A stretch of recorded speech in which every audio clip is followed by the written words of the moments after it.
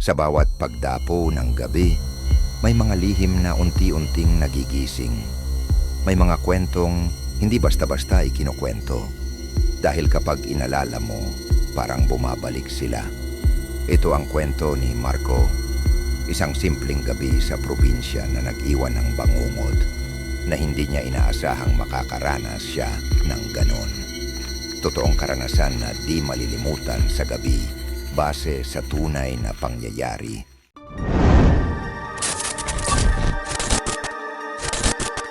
Anong gagawin mo kung habang natutulog ka, may marinig kang pag-iyak mula sa ilalim ng kama, pero mag-isa ka lang sa kwarto? Ito ang totoong karanasan ng isang lalaking halos hindi na natulog muli pagkatapos ng gabing iyon. Sa video na ito, ibabahagi ko sa inyo ang isang kwentong hindi lang basta nakakatakot, kundi isang pangyayaring tumatak sa isipan ng mismong nakaranas nito. Isang karanasang hanggang ngayon hindi pa rin maipaliwanag. Ito ay base sa totoong kwento at maaring mangyari kahit kanino. Si Marco, hindi niya tunay na pangalan, ay isang call center agent na sanay na sa night shift.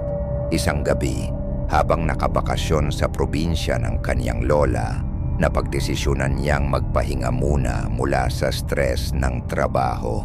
Akala niya ay magiging payapa ang kanyang gabi. Pero yung tahimik na gabi, naging simula ng isang bagay na hindi niya kailanman makakalimutan. Bandang 2:00 ng madaling araw, nagising si Marco sa malamig na simoy ng hangin. Wala namang bukas na bintana, tahimik ang paligid, pero may kakaibang presensya siyang nararamdaman. Maya-maya, may narinig siyang mahinang pag-iyak, parang batang umiiyak, at ang pinanggagalingan, ilalim ng kama. Sa una, inisip niya na baka guni-guni lang yon dala ng pagod, pero lumalakas ang iyak, paunti-unti, palapit ng palapit. Dahan-dahan siyang lumingon, kumuha ng flashlight. Nang sinilip niya ang ilalim ng kama, walang bata, pero may nakita siyang lumang laruan, maruming teddy bear na hindi niya kilala kung kanino. At sa mismong sandaling iyon, may malamig na hiningang bumuga sa batok niya. Walang tao sa likod niya, pero malinaw niyang narinig ang boses. "Huwag mo akong iwan." Tumakbo siya palabas.